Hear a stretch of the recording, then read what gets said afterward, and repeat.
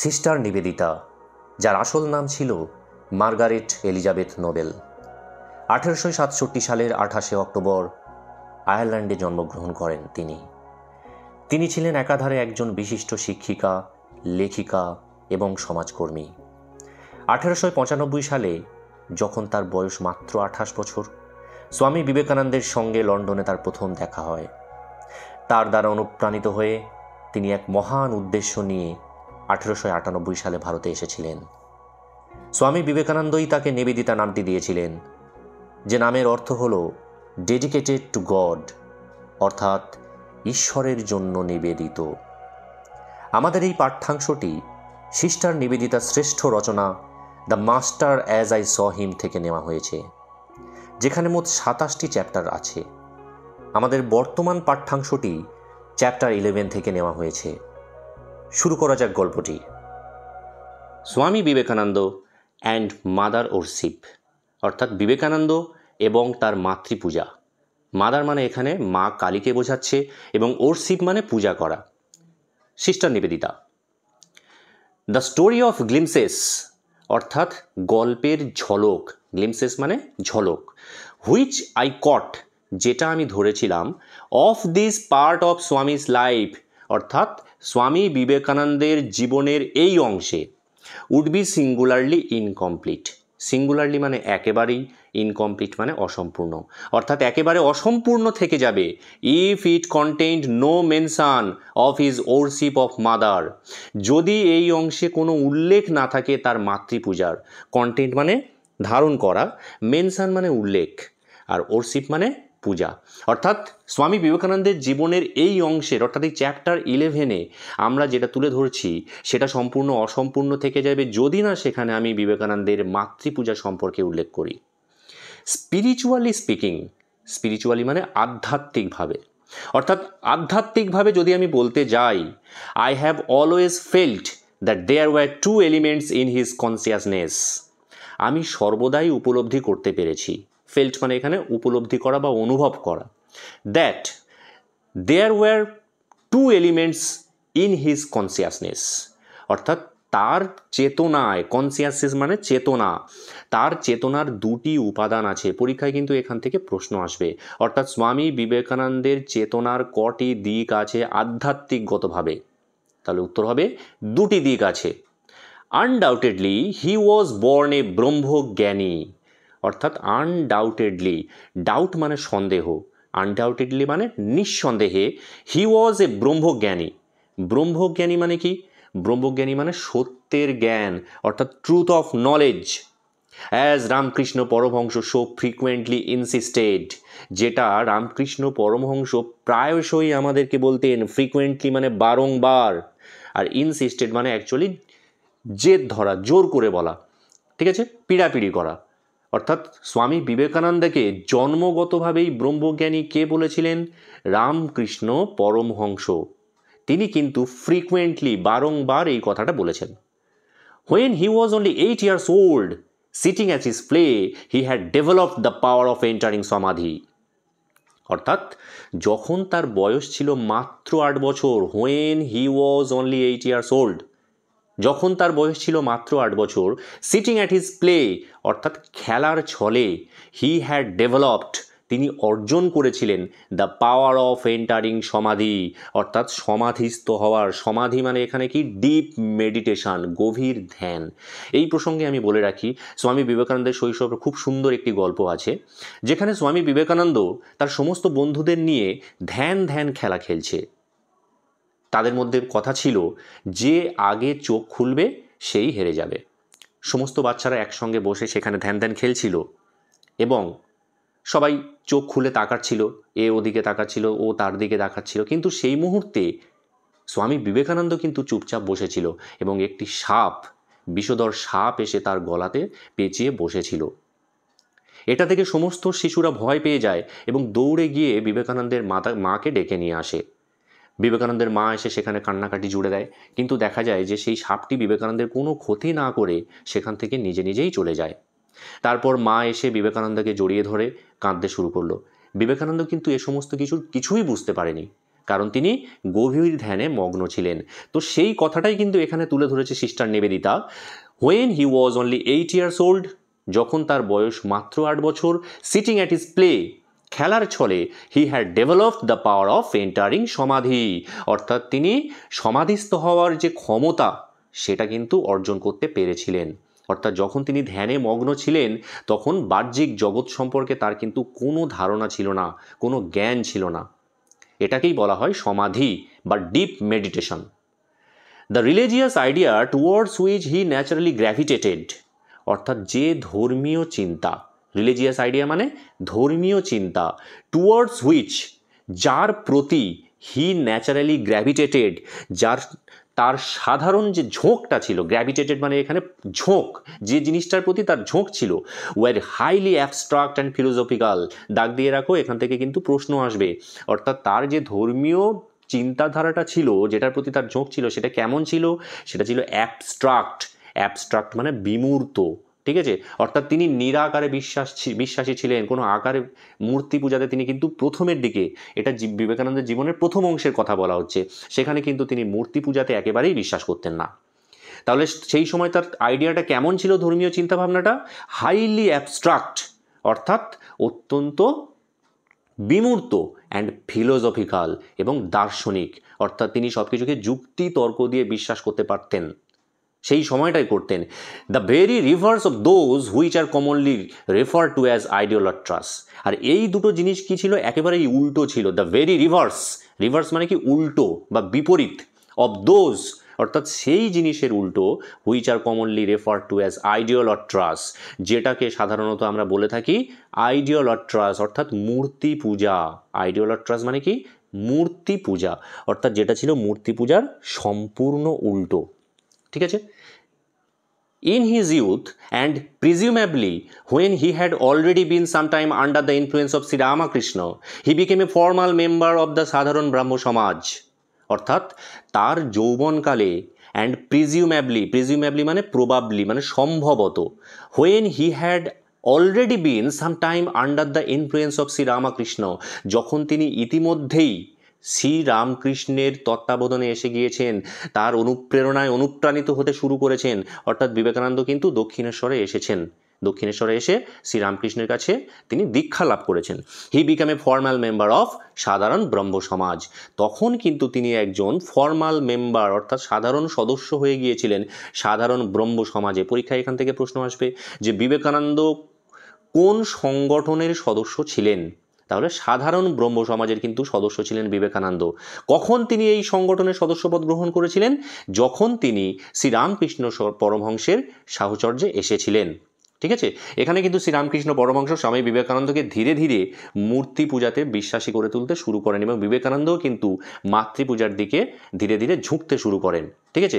এই প্রসঙ্গে বিবেকানন্দ কিন্তু প্রথম জীবনে একদম অ্যাবস্ট্রাক্ট বা বিমূর্ত এই সমস্ত মূর্তি পূজা টুজাতে কিছুতেই বিশ্বাস করতেন না। যখন তিনি প্রথম শ্রীরামকৃষ্ণ পরমহংসের কাছে এসেছিলেন, মা কালীকে দর্শন করে দেখে তিনি বলেছিলেন, রামকৃষ্ণকে প্রশ্ন করেছিলেন যে তুমি কি মাকে দেখতে পাও? রামকৃষ্ণ বলেছিল যে হ্যাঁ। বিবেকানন্দ তখন তাকে প্রশ্ন করে, তখন জানতে চায় যে আমিও মাকে দেখতে চাই।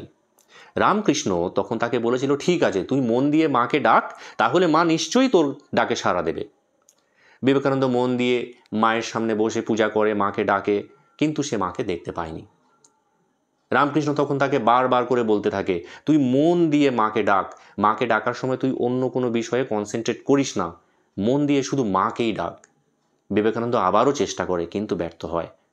তখন রামকৃষ্ণ বিবেকানন্দকে নিয়ে গঙ্গার ঘাটে স্নান করতে যায় এবং গঙ্গার ঘাটে যখন বিবেকানন্দ নদীর জলেতে ডুব দেয় তখন রামকৃষ্ণ তাকে জলে চেপে ধরে এবং বিবেকানন্দ উপরে ওঠার জন্য ছটফট করতে থাকে, রামকৃষ্ণ কিন্তু তাকে চেপে ধরেই থাকে এবং যখন বিবেকানন্দের নিঃশ্বাস প্রায় শেষ হয়ে গিয়েছে তখন রামকৃষ্ণ তাকে ছেড়ে দেয়। তখন যখন বিবেকানন্দ জলের উপরে উঠল, রামকৃষ্ণদেব তাকে জিজ্ঞেস করল, আচ্ছা যখন তুমি জলের মধ্যে ছিলে তখন তুমি কি দেখতে পাচ্ছিলে? বিবেকানন্দ তখন বলছিল আমি কিছুই দেখতে পাচ্ছিলাম না, শুধু আমার একটাই উদ্দেশ্য ছিল যে জলের উপরে ওঠা, এটাই আমার একমাত্র উদ্দেশ্য ছিল। রামকৃষ্ণ তখন তাকে বুঝিয়ে বলল যে ঠিক সেই রকমই যখন তুমি মায়ের চিন্তা করছো তখন টাকা পয়সা বিষয় আশয় এই সমস্ত চিন্তাগুলোকে দূরে সরিয়ে রেখে শুধুমাত্র মাতৃচিন্তায় তোমাকে নিমগ্ন থাকতে হবে, তবেই তুমি মাকে দেখা পাবে, মায়ের দেখা পাবে। সেই থেকেই কিন্তু বিবেকানন্দের মধ্যেই চেতনার উন্মেষ ঘটে। ঠিক আছে, তো যাই হোক, তারপর থেকেই বিবেকানন্দ ধীরে ধীরে মূর্তি পূজায় বিশ্বাসী হতে শুরু করেন এবং পরবর্তীকালে তিনি তার মূর্তি পূজার বিভিন্ন ব্যাখ্যাও দিয়েছিলেন। In England and America, he was never known to preach anything that depended on a special form. পরীক্ষায় এখান থেকেও প্রশ্ন আসবে, অর্থাৎ প্রথম জীবনে যখন তিনি ইংল্যান্ডে এবং আমেরিকাতে তিনি ধর্মপ্রচার করতে গিয়েছিলেন, when he was never known to preach anything, তিনি কিন্তু প্রিচ মানে প্রচার করা, ধর্ম প্রচার করা, অর্থাৎ যখন তিনি সেখানে প্রচার করতেন কখনও তিনি জানা যায়নি যে তিনি সেখানে এমন কিছু প্রচার করছেন যেটা কিনা depend on a special form, যার নির্দিষ্ট একটি আকার রয়েছে, অর্থাৎ মূর্তি পূজা কিন্তু তিনি কখনোই প্রচার করেননি। The realisation of Brahma was is only imperative, অর্থাৎ ব্রহ্মের উপলব্ধি, দ্য রিয়েলাইজেশন মানে উপলব্ধি করা, ব্রহ্ম মানে এখানটায় সত্য চরম জ্ঞানটাকেই উপলব্ধি বোঝাচ্ছে, অর্থাৎ ব্রহ্মের যে উপলব্ধি ওয়াজ ইজ অনলি ইম্পারেটিভ, তার একমাত্র উদ্দেশ্য ছিল, অর্থাৎ তিনি শুধুমাত্র জ্ঞান অর্জন করতেই চেয়েছিলেন। পরীক্ষায় এখান থেকেও প্রশ্ন আসবে, বিবেকানন্দের একমাত্র ইম্পারেটিভ কী ছিল, অর্থাৎ ব্রহ্মের জ্ঞান। দ্য অদ্বৈত philosophy is only system of doctrine, অর্থাৎ অদ্বৈত ফিলোসফি ছিল তার একমাত্র মতবাদ। অদ্বৈত ফিলোসফিটা কি? অদ্বৈত ফিলোসফি হলো আত্মা এবং পরমাত্মা দুটোই কিন্তু এক, ঠিক আছে, অর্থাৎ একই শরীরেই কিন্তু আত্মা এবং পরমাত্মা মানে সর্বশক্তিমান ঈশ্বর দুটোরই বিরাজ হয়। এই জ্ঞানেই কিন্তু বিবেকানন্দ বিশ্বাসী ছিলেন, তাই তো তিনি বলেছিলেন যে জীবে প্রেম করে যেই জন সেই জন সেবিছে ঈশ্বর, অর্থাৎ জীবকে যে প্রেম করছে, যে ভালোবাসে, সেই ঈশ্বরের সেবা করছে। মানুষের সেবা করো। Vedas and Upanishads his only sole scriptural authority, এই লাইনটাও দাগ দিয়ে রাখো, এখান থেকেও কিন্তু প্রশ্ন আসবে। তার একমাত্র স্ক্রিপচারাল অথরিটি, অর্থাৎ তার একমাত্র শাস্ত্রীয় শিক্ষক কে ছিল? স্ক্রিপচারাল মানে শাস্ত্রীয়, আর অথরিটি মানে এখানে কিন্তু শিক্ষক। তার একমাত্র শাস্ত্রীয় শিক্ষক কী ছিল? বেদাস অ্যান্ড উপনিষদ, ঠিক আছে, এগুলোর থেকে কিন্তু প্রশ্ন আসবে। অ্যান্ড ইয়েট, এবং অথচ, side by side with this, এর পাশাপাশি, ইট ইজ অলসো ট্রু, এটাও সত্যি, that in India the word mother was for ever on his lips, অর্থাৎ ভারতবর্ষে যখন তিনি ছিলেন মা শব্দটা সব সময়ই তার ঠোঁটে লেগেছিল। ফর এভার মানে সব সময় বা চিরকাল। হি স্পোক অফ হার, এখানে হারটা দেখো এইচটা ক্যাপিটাল লেটার আছে, অর্থাৎ এখানে হার বলতে মা কালীর কথা বলা হয়েছে। হি স্পোক অফ হার, তিনি তার কথা বলতেন। As we of one deeply familiar in the house hold life, যেমনটা আমরা সবাই আমাদের সাংসারিক জীবনে চিরপরিচিত। ফ্যামিলিয়ার মানে পরিচিত এবং হাউস হোল্ড লাইফ মানে সাংসারিক জীবন, অর্থাৎ আমরা সাংসারিক জীবনে যেমন অনেকে হয় ছোট ছোট যদি মেয়েরা থাকে তাদেরকে অনেক সময় মা, কিরে মা কেমন আছিস, মা তুই কী করছিস, এই যে ভাবে আমরা অত্যন্ত আপন করে নিজের মুখ মানে নিজের কাছের করে আমরা মাকে ডাকি, ঠিক সেইভাবেই কিন্তু বিবেকানন্দ মা কালীর সঙ্গে কথা বলতেন। He was constantly preoccupied with her, constantly মানে অনবরত, প্রি অকিউপাইড মানে আচ্ছন্ন হয়ে থাকা, উইথ হার, হার মানে মা কালী, অর্থাৎ তিনি সব সময় কিন্তু মা কালীর চিন্তায় বিভোর হয়ে থাকতেন বা আচ্ছন্ন হয়ে থাকতেন। Like other children he was not always good, অর্থাৎ অন্যান্য সমস্ত শিশুদের মতো সেও কিন্তু মায়ের কাছে সবসময় ভালো সাজতেন না। হি ওয়াজ নট অলওয়েজ গুড, তিনি সবসময় কিন্তু ভালো সাজতেন না। সামটাইমস হি উড বি নটি অ্যান্ড রেভেলাস, মাঝে মাঝে তিনি কি হয়ে উঠতেন? তিনি দুষ্টু হয়ে উঠতেন, নটি, তিনি দুষ্টু হয়ে উঠতেন, অ্যান্ড রেভেলাস, এবং তিনি বিদ্রোহী হয়ে উঠতেন।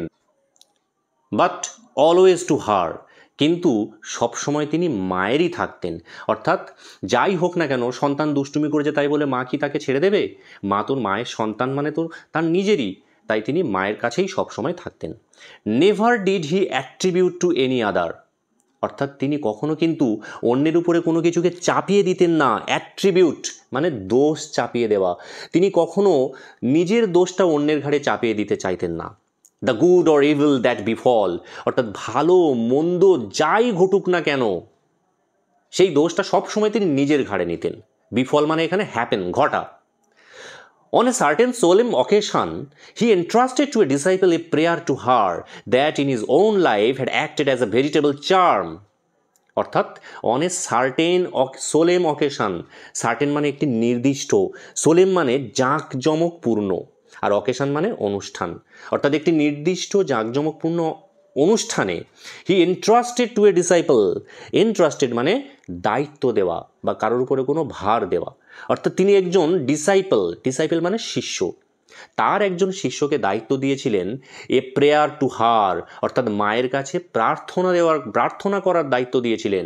That in his own life he acted as a veritable charm, অর্থাৎ যে প্রার্থনাটা তার জীবনে একটি ভ্যারিটেবল মানে অভূতপূর্ব, আর চার্ম মানে জাদুমন্ত্র, অর্থাৎ যে মন্ত্রটা তিনি তার শিষ্যকে করতে দিয়েছিলেন সেই মন্ত্রটাই কিন্তু স্বামী বিবেকানন্দের জীবনে একটি অভূতপূর্ব জাদুমন্ত্রের মতো কাজ করেছিল। And mind, he added suddenly, turning with what was almost fierceness upon the receiver. এবং তিনি হঠাৎ করে চিৎকার করে বলে উঠলেন, এবং মনে রাখিস, হি অ্যাডেড সাডেনলি, সে হঠাৎ করে যোগ করল, turning with what was almost fierceness upon the receiver, অর্থাৎ টার্নিং মানে ঘুরে দাঁড়ানো, হোয়াট ওয়াজ অলমোস্ট ফিয়ারনেস যেটা ছিল প্রায় ভয় পাওয়ানোর মতো, আপন দ্য রিসিভার, এখানে রিসিভার মানে তার শিষ্যের কথা বলা হচ্ছে, অর্থাৎ তার শিষ্য তার এই মূর্তি দেখে হঠাৎ করে কিন্তু ভয় পেয়ে যেতেন। বিবেকানন্দ এমনভাবে চিৎকার করে বলে উঠলেন, মনে রাখিস, make her listen to her, অর্থাৎ মা কালীকে কিন্তু তোর কথা শুনতে বাধ্য করিস, এমনভাবে মাকে ডাকবি তোর ডাকে সাড়া না দিয়ে যেন মা চুপ করে থাকতে না পারে। হোয়েন ইউ সে ইট, যখন তুমি এটা বলবে, এখানে এটা বলতে কোনটা, ওই যে প্রার্থনাটা, অর্থাৎ এই প্রার্থনাটা যখন তুমি উচ্চারণ করবে মা যেন তোমার ডাক শুনতে পায়। None of that cringing to mother, অর্থাৎ ওই যে কোনো রকমের ক্রিঙ্গিং মানে কাকুতি মিনতি করা, মায়ের কাছে গিয়ে ওই যে কাকুতি মিনতি করা বা ভয় পেয়ে মাকে ভয়ে ভয়ে ডাকা, এগুলো যেন একদমই না হয়। রিমেম্বার, মনে রাখিস, ঠিক আছে? অর্থাৎ মায়ের কাছে খালি গিয়ে ওই যে হাত জড়ো করে বলা যে মা আমাকে এটা দাও, মা আমাকে ওটা দাও, ঠিক আছে? তো মায়ের কাছে গিয়ে শুধুমাত্র এই যে ডিলিং করা, এটা যেন না হয়। এভরি নাও অ্যান্ড দেন, অর্থাৎ মাঝে মাঝে, নাও অ্যান্ড দেন মানে মাঝে মাঝে, he would break out with some new fragment of description, তিনি তখন কি করতেন, হি উড ব্রেক আউট মানে হাজির হওয়া, অর্থাৎ তিনি হাজির হতেন with some new fragment of description, অর্থাৎ নতুন কিছু ফ্র্যাগমেন্ট মানে খণ্ড এবং ডেসক্রিপশান মানে বর্ণনা, অর্থাৎ কিছু বর্ণনা নিয়ে, খণ্ড খণ্ড বর্ণনা নিয়ে তিনি হঠাৎ করে হাজির হতেন। The right hand raised in blessings, অর্থাৎ তার ডান হাতটি আশীর্বাদের দেওয়ার জন্য উত্তোলিত হয়ে আছে। পরীক্ষায় প্রশ্ন আসবে, মা কালীর কোন হাত আশীর্বাদ দেওয়ার জন্য উত্তোলিত হয়ে থাকে? ডান হাত।